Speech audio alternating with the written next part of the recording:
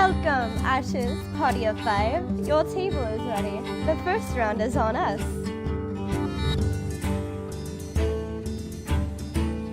Hello, everybody. How are you today? I'm Chibi Bree, and I am back with my wonderful guests, Reckless, DeathsProxy, Virtek, and we have our wonderful guest this week, SosPlease. We're going to be going over more of the stress testing and also a little bit of theory crafting. I was told that you guys were kind of interested in that last week, so definitely decided to bring it on.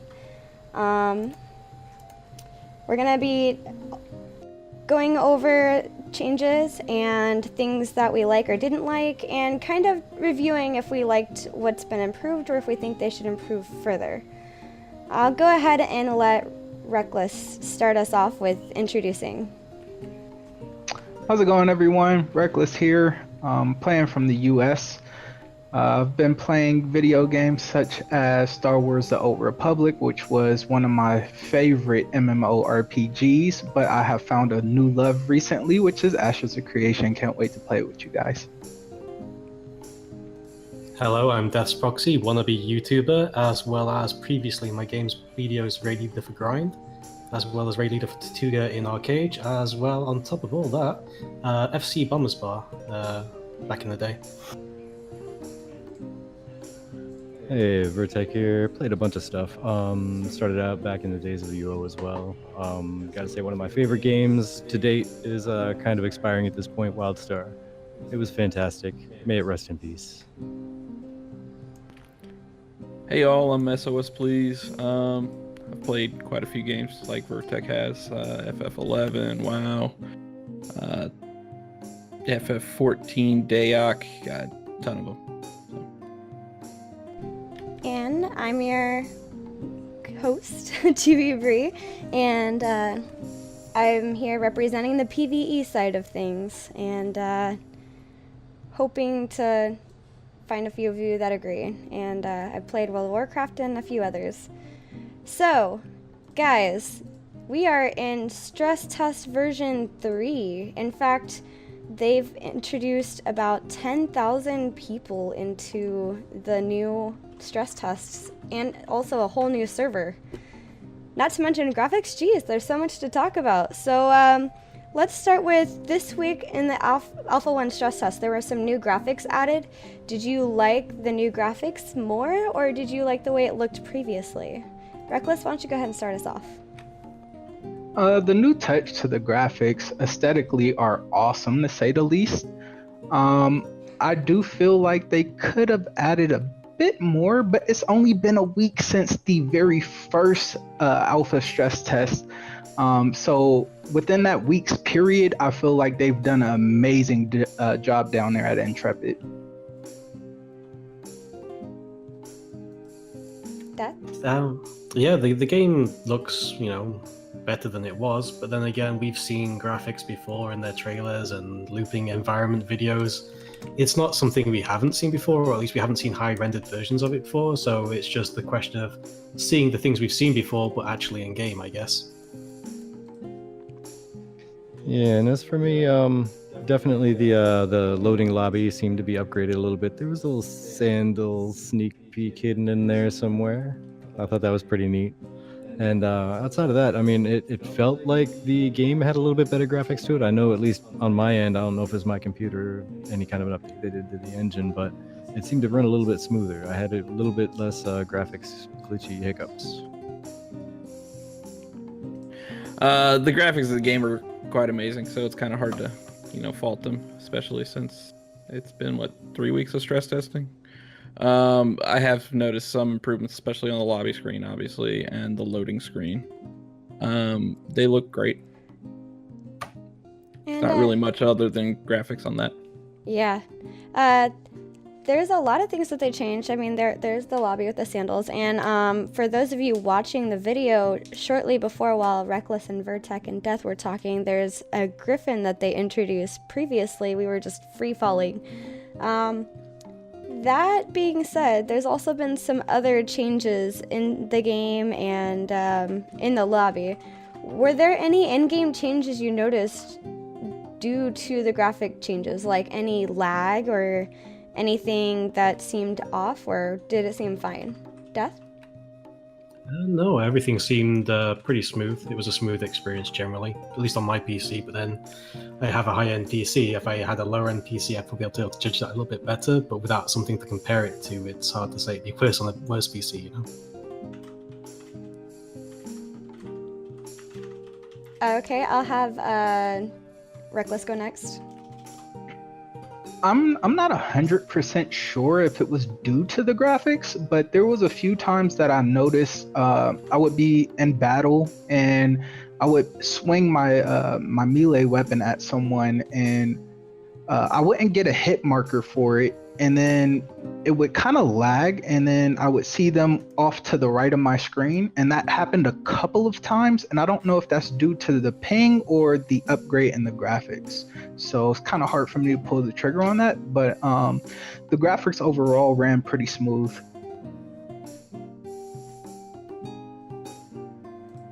Virtek? Yeah, I'd have to say about the same. Going back to my earlier comment with maybe it was the graphics, maybe it was the server connection, I'm not certain, but one of them, I saw less hiccups than I did the previous week, so it's quite possible the server upgrades or whatever they did to be able to invite so many more people in ended up increasing the quality of the connection for me, at least. Yeah, I mean, all of us in here have really high-end PCs, I think, so the graphics are... I didn't notice any hiccups. I did notice some hiccups the week previous, so maybe they did it for the better. As for me, the graphics changes I noticed were kind of more so with regards to being able to click out of the game if I died in the middle of it. Instead of having to Alt F4, there was a leave the match button, and I was able to do a few other things. But as far as lag, I don't know, I'm just really bad at playing, so I usually die pretty quickly, so I didn't really seem too much lagging. I mean, there was one time I almost got killed somebody else, got one other person, but last minute, not knowing how to use a potion, I died. Okay, so... Oops, sorry. Intrepid has invited about 10,000 people by the end of the week and has changed the server to support so many more people. Did this new server seem to change anything as far as queue times, running ability, or lag, or were there any other issues you experienced with so many more people? Virtek, go ahead and start us off on this one. All right. Well, I guess I actually see my previous comment in reference to the game seeming to run smoother, oddly enough, with more people in it.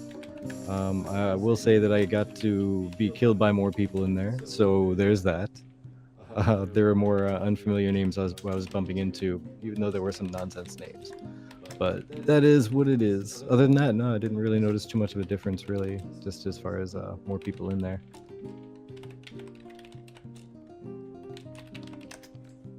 Okay, Sos?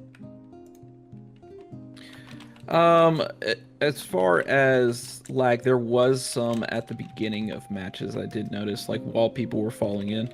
But that pretty much smoothed out as soon as people started landing, so.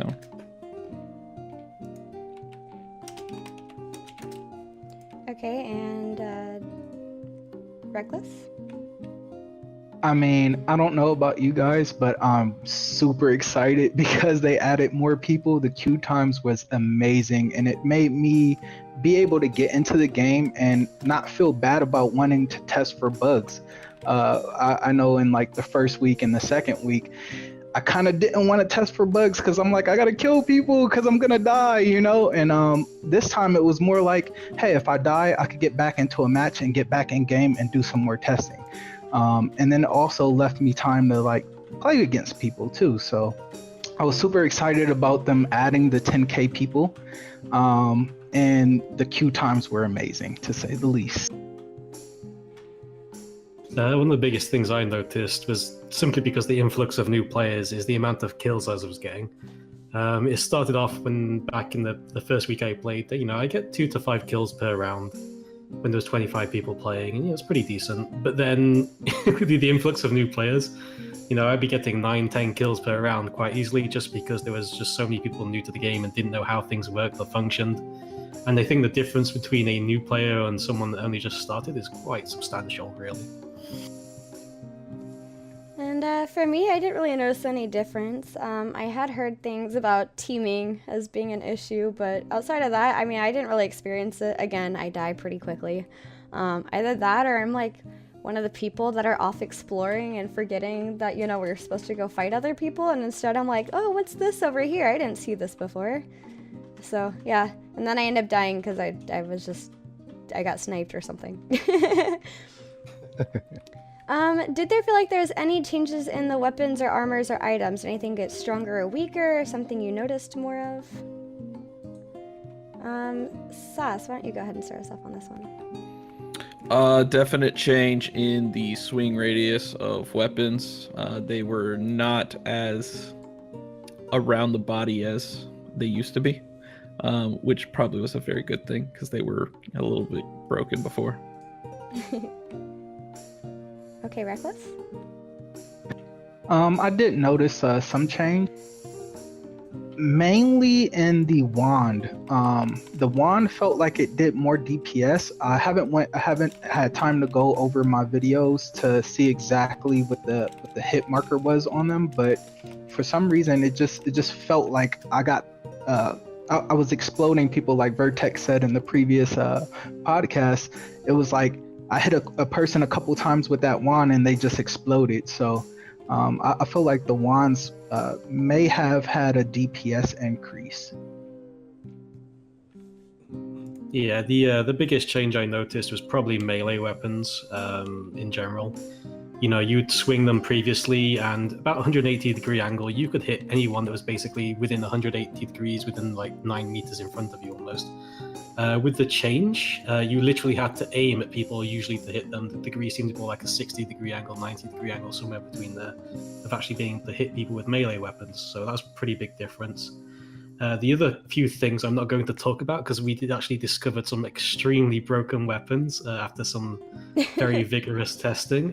We've reported those directly, because if I talk about those publicly, everyone's going to use it, essentially. So I'm not going to talk about those. But yeah, there's some weapon there are changes. Definitely a few that are. Yeah, SOS should know what I'm talking about. There's a specific combo that is extremely game breaking right now. Nice. Yeah, I didn't discover that combo, or nobody told me about it.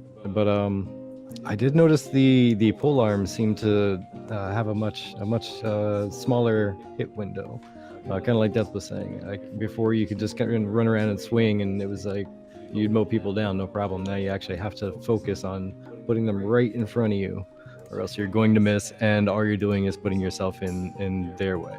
So other than that, I didn't really notice too many other differences with anything. As for me, I noticed that there was a lot of mana potions. Some areas I found a good number of legendary items or red items, not so many health potions. But yeah, mainly I noticed a lot more mana potions. Okay, so we're gonna go ahead and go to the open chat part of this. We're gonna change this up a little bit from the previous week. We're gonna just keep this with ourselves, and we're gonna open up at the end of the podcast. Once we end the actual podcast, we're gonna open up to Q&A with the Twitch chat. So, is there anything you guys found interesting or you guys want to discuss regarding this week's playtest? And this is free for all. Anybody can just chime in. About the stress test, I thought it was nifty how we actually kind of discovered that all the chests do randomly spawn, like they're not always in the same place. A lot of them will spawn in the same places, but it kind of mixes it up. You don't always know exactly where to go to grab something. It is kind of a scramble to begin with. And the RNG monster just completely I don't know, it just completely ruled different areas some days, because I went to one area and within about 3 minutes of landing, I found like 5 chests of invisibility and like 3 of the life stealing spears. And the next 2 games I played didn't find either of them at all. Yeah, not to mention sometimes you'd find a chest and it'd have a chest inside it, so you got like a double chest. That was the best. That was the For best some thing. reason. I never found one of those. You didn't find one of the double chests? It's funny No. because you open it up and I found the loot one. comes flying out, and then you run back there and you open it up again. It's like, hell, that's a lot of loot. Yeah, I found one, ran off, came back, and noticed I was going through the same house I'd already been through, and then noticed in one of the chests I had opened that there was another chest in it, and I was like, what? Oh, that's fantastic. Well, that's like the schematics. You're supposed to be able to drop a little house or a fort or something, and there might be a chest inside. I've tried opening like 7 of them and haven't found one chest yet. Yeah, the schematics. I ran into a couple issues with the schematics myself. Dude, I spent a game where I was just like legit running around trying to find a place to actually use the schematics. Like, I have it, it's like a red thing on my screen, and I'm like running around like clicking like, can I use it yet? Can I use it yet? No? Okay. Okay, so I'm gonna go ahead and bring us into the second part of our topics, which is theory crafting. So, this is something that I'm mainly curious about, and I don't know if that you guys are or not, but granted that Ashes of Creation is indeed an MMORPG, and the Battle Royale is mainly for testing combat abilities and such, do you think Intrepid Studios will ever introduce classes into the Battle Royale? Like an actual tank and cleric, etc.? That'd be a tricky thing to add, simply on the basis that, especially for solo queue, where metas would heavily form, people would end up just basically picking 1 or 2 other classes and ignoring the rest, simply because one would be better at countering the other, and the other one would become like the main sort of PvP pick, I guess. For squad play, on the other hand, I could see classes being more viable there rather than in solo play, if that makes sense. Totally. Oh yeah, I totally see what you're saying on that. I would say absolutely not. And one of the main reasons why is going to be because right now the Battle Royale setup is only for testing, they've said in the stream earlier today. So if it's only for testing, I mean, they would have to make so many changes to make classes viable in a Battle Royale type setup. For one, like the loot drops would have to totally change on how they drop. It would just be kind of a mess. They would need to start re-engineering the entire game. At that point, why not keep the Battle Royale in, which they're not planning to, so... It'd become its own game at that point, wouldn't it, really? There'd be way too much time investment in making something that they weren't originally planning to make, almost. yeah, exactly. Yeah, I mean, you could see that some of the abilities could tie to classes, but you take away the gear aspect and it kind of would change up everything. But you could definitely see some of the abilities would be useful on classes, but I don't see them putting it into the Battle Royale. Once we get to the Castle Siege, that may open up, so... Oh, absolutely. I think they could get it to work, but like everyone said and agreed to, is it would be too time consuming, and they do have a set goal for the MMORPG part of the game to be ready by 2020. So it would just be too time consuming. Maybe later down the line, as a patch, maybe they can add it back into the game and kind of be like hey, you guys remember alpha testing? Well, guess what? It's a patch now for the PvPers, and let the PvPers have something new to the game, or well, not new, but it'll be new to the launch, post launch. So. Yeah, and I was thinking kind of something similar, but at the same time, from playing World of Warcraft, you can get very specific drops, and you can even change what kind of drops you get. For example, if you're a holy priest, you can choose discipline instead. So I was just thinking something like that, if it tied into what your classes were, and if you could already the game could identify what class you were and drop stuff for you, that would be viable. I don't know, I just thought it'd be kind of cool. How do you think that would change this part of the game with having classes, like the Battle Royale? I understand the Battle Royale is not going to be in the official Ashes of Creation game, but how do you think having a class in general, just being and theorizing, how would it change the whole thing? If they perfected it, if they took the time out and took the development team and say, hey, perfect this battle royale to work with classes, it would be amazing. It would be something revolutionary, where you have your regular BRs where it's, you know, a third person shooter or a first person shooter BR, but then you say, hey, you know what, we're gonna add an MMO aspect to it, to where there's classes, there's healers, there's tanks, there's DPS, and they would have to like we said already, they would have to change the actual drops, and maybe not necessarily put abilities associated with weapons, and just let the abilities be associated with the classes.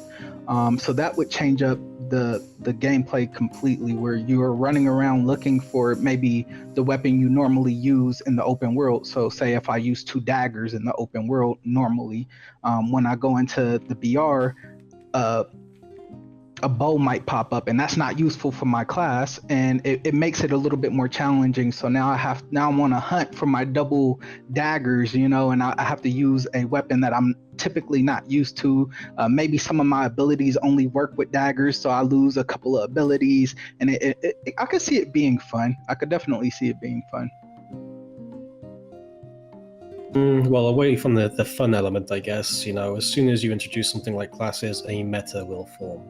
Essentially, you know, people will have desired builds or setups that they will want or even need in some cases. And, you know, if you roll the wrong class and you go into the squad play as a fill queue, you know, there's a good chance people might just suicide and say, well, I'm not going to play with you simply because you've picked the wrong class, you know. You know, we can't win with, you know, 2 healers or 3 healers or 4 healers. How do you micromanage that if everyone queued up as a healer, for example? So I can see certain problems with introducing classes that could almost have a negative impact on the current battle royale. I think they could counter that, DeathsProxy, by if they went with my method of doing it, to where you're looking for your weapon that you, so say for healers they use a staff or a wand, right?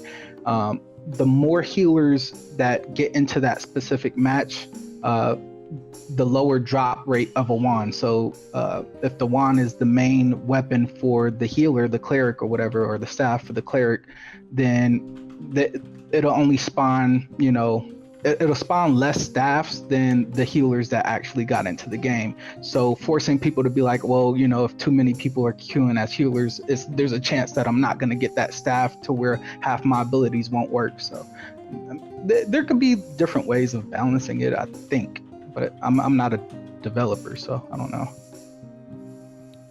Yeah. Well, yeah, there's there's the whole thing where a meta could come up, but then again, also there could be, you know, the anti-meta, like something that's built and designed specifically to go against the meta. You never know. But going back to the original idea here, though, of how would it change the game? It would require so much alteration to the chest. Specifically, it would need to drop actual class-based gear, or they would need to start giving the abilities out to the classes already instead of having it attached to gear, and then the gear would mean a little bit less, so the RNG would be all right, or at least not as damaging anyway. But if you're a tank and all you end up with is like a wand, because all the other classes got the gear that they need to fit their class, then you're kind of not really as much of a tank, you know? Yeah, what Proxy was saying is pretty accurate as far as PvP would go. There would be a meta that would definitely form. It may take a little bit of time, but once people get an understanding of what is needed, it will come about. And it would cause some problems with people probably just, you know, getting rid of themselves so that they can get into another game, and leaving their partner stranded, as far as squad goes. And I still don't necessarily know how it would work in solo, because you're talking a lot of balancing that.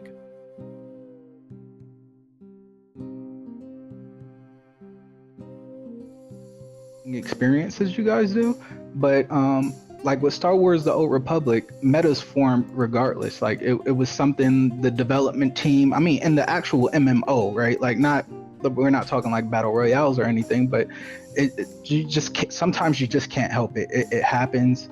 There was a point where there's a class called Mercenary in Star Wars of the Old Republic, where mercenaries would just hit you with this CC and then just explode you, and they dropped high burst, and they had a good CC. So people would queue with 4 mercenaries, and they would take turns CCing you and then letting off their burst rotation, and it was overpowered.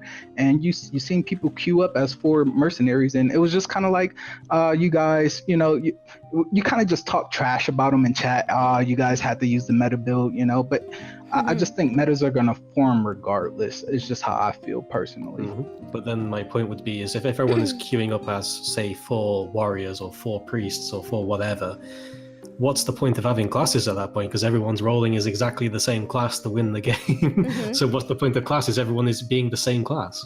Right. And what I was going to say was that if you add classes in, then I feel like it would change it in the fact that, like, now you're dealing with not only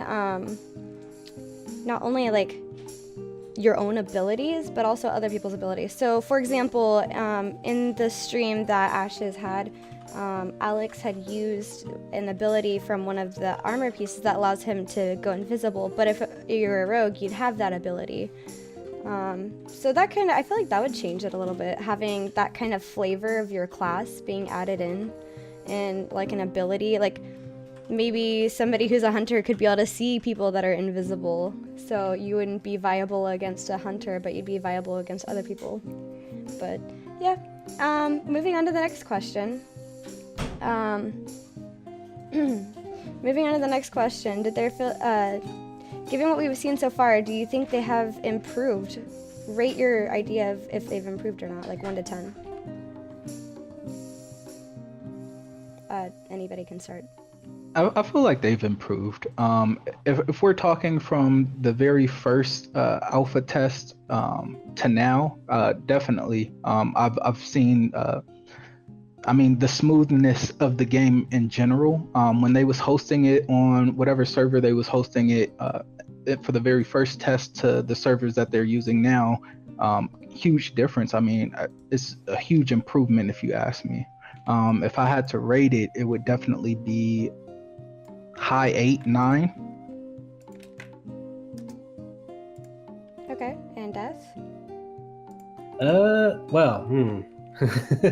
Improved just from the alpha one, or just in general, because back when I saw the original combat they showed with the quick time event bar, I was in dismay at looking at that thing. So from then to now, I would say there's certainly a large improvement. It's definitely a better direction to go in, but then again, there's still a lot of kinks and issues to work out. So I'd say I'd give it a good 6 or 7, but there's still like a lot of work left to be done and a lot of changes that need to be made to make this more a viable form of MMO combat, really. Oh yeah, definitely. Like going from the original setup they had till now, it seemed like they almost started to go in one direction and then kind of scrubbed the idea and started over, which is I think where those hiccups you're talking about are coming from.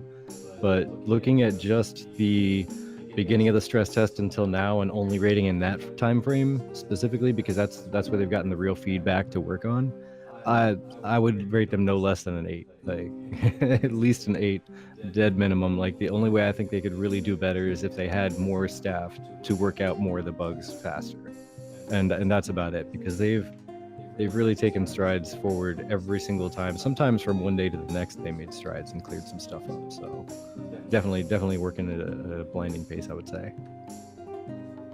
They're definitely working at a blinding pace. The first week of the stress test, fall damage wasn't even working. The weapons and armor were all called different things. They all kind of, some of them didn't function. Some of the weapons didn't function.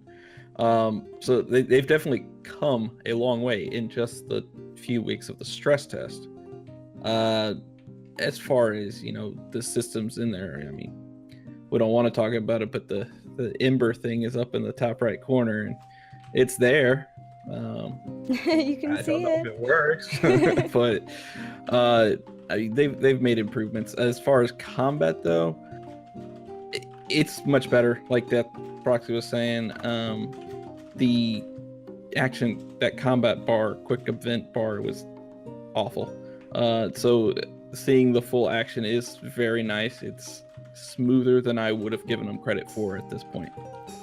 I myself am very impressed. I'd give them a 9 because given from the very first day of stress testing when you couldn't really log in, those login issues, and then immediately the first time we got to do it again the next week, that login issue problem was already fixed.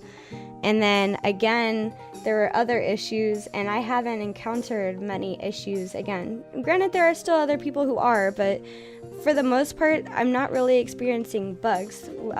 They made us aware at one of the builds that it might make your computer restart, but I didn't end up experiencing that, so I was pretty excited about that. But at the same time, I feel like the community kind of fixes some of the bugs, given different computer builds, different it even came down at one point to the type of like Kaspersky or Norton, the type of security thing you had, and if that was going to interfere with it. Okay, so given all of this, what is one item to finish this up here, and after this we can just go into open chatting. What is one item that it should focus on the most in the next build, do you think? I'll go ahead and have Sauce start us off with this one. One item, I would say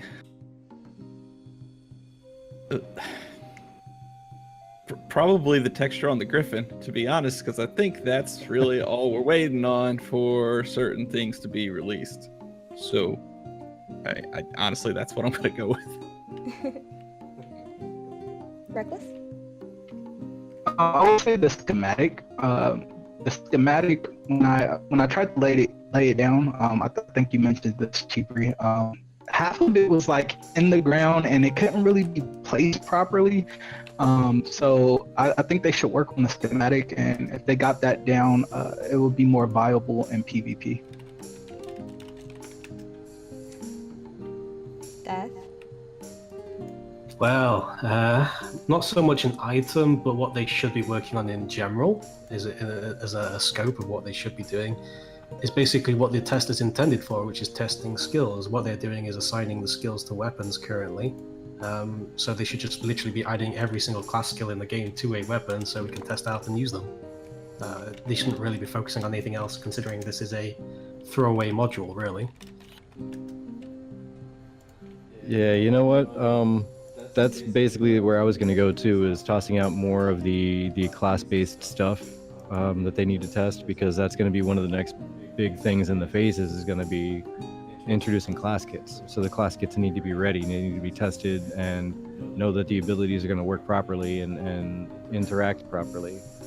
Although I do have to say, second runner-up, just to toss a quick mention on that, is going to be the schematic thing, but for a different reason, because people are going to be using those to drop their freeholds. I would bet money on that's probably where the main testing is coming from with those. Not really PvP factor, but for actually dropping your housing and dropping your stables or whatever else you're going to put on your plot.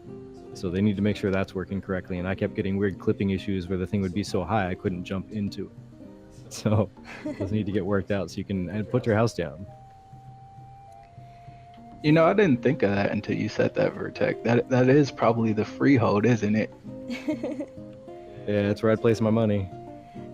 Let's see, one thing I think they should focus on for the next build. Well, they already apologized for the Griffin, and yeah, I do agree that the freehold is an issue. I don't know. I'd say... Okay, the only thing I think they should probably fix is not being allowed to click around anywhere else in the lobby without the possibility of not being able to connect to the game later.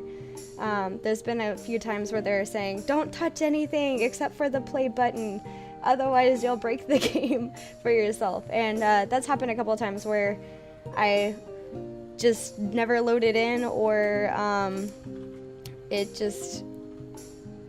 I don't know. Something didn't end up going right. Like right now, if you push the Embers button, it shows up like a 404 page.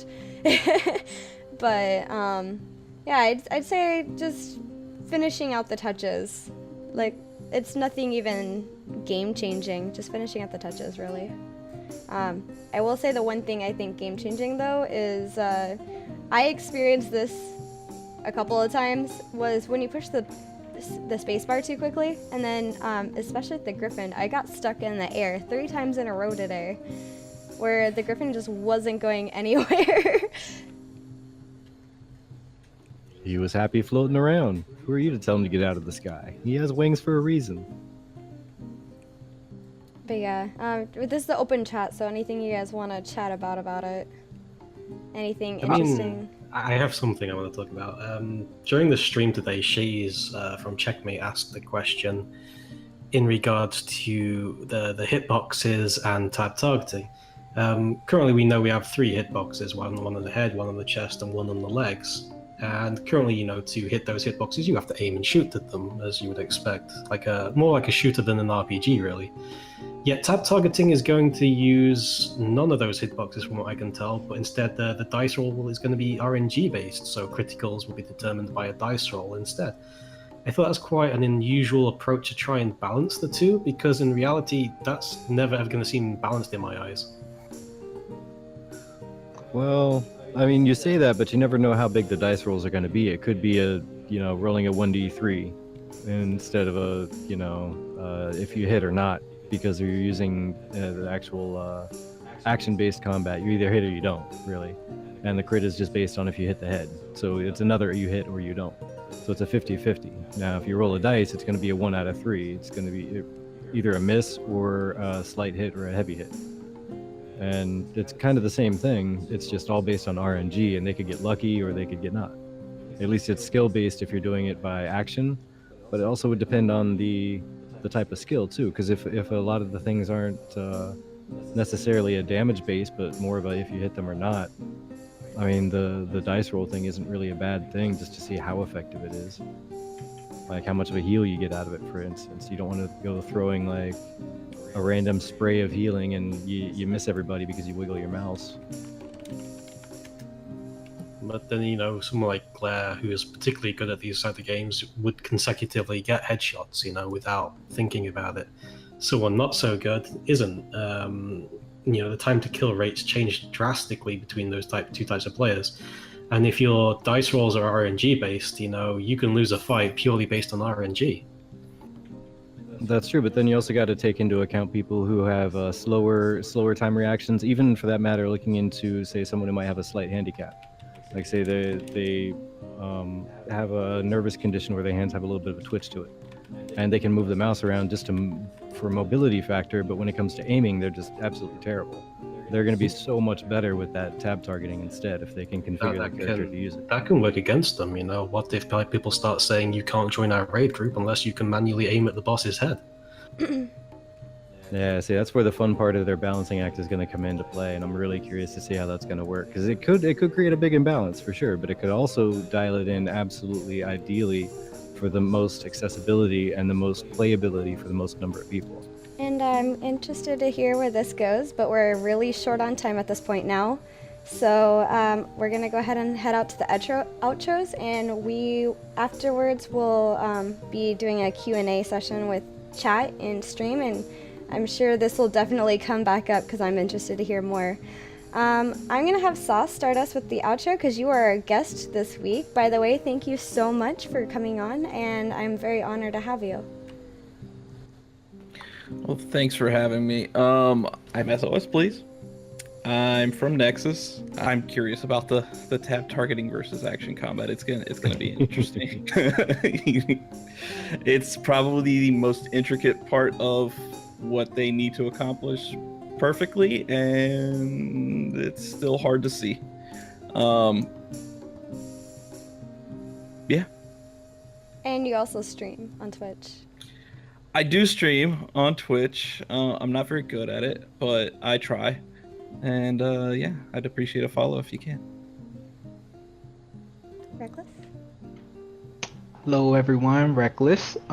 You can find me on Twitch at 2RECKLESS. Feel free to follow me there. Also on Instagram at Reckless_PvP. I am DeathsProxy. You can find me on YouTube at DeathsProxy. You can find me at Twitter at DeathsProxy. And you can find me at Facebook on DeathsProxy. You can find me at deathsproxy.co.uk. And you can probably find me on Twitch at DeathsProxyUK, because someone took my name. Feels bad. I know those feels. So, Virtek, you can find me on the Twitch, and you can find me on the Twitter at DJ Virtek, both of them. The Facey Space, I need to kickstart that again. I used to use it a lot. I don't so much, but that's just Virtek. You can also find me on Mixcloud, just Virtek, Mixcloud/Virtek. Pick up some tunes. I'm about to do some new mixes there. But by the way, he didn't mention it, so I'm going to. SosPlease, he by the way got the very first kill in Ashes testing. Just saying, very first kill ever, outside of the studios themselves, of course. Yeah, I don't like to brag. Oh, I'll brag for you. Don't worry. And I'm yours truly. I'm Chibi Bree, and I'm here on Twitch. I am on YouTube. I'm on Instagram, Twitter, and in our Discord, where you can come and join the conversation. And also, if you want to have your voice heard and be a part of our podcast, you can go ahead and join us there and put in a guest application. Basically, we'll just come chat with you and get your point of view and add you in. Other than that, I just want to say a very special thank you to all of you who have either followed us this time, and I totally forgot to say it, but thank you for those who followed last time, for those of you who've subscribed and who have been a really awesome part of our experience here and the reason why we came back. I'd also like to say thank you to Makinoji for letting us use your music. That is our awesome tavern-themed music that you can hear behind our voices, and the links will be in the description once I get this on YouTube and everywhere else. With that being said, I hope you guys have a wonderful day, and we'll see you next time. Bye. Adios.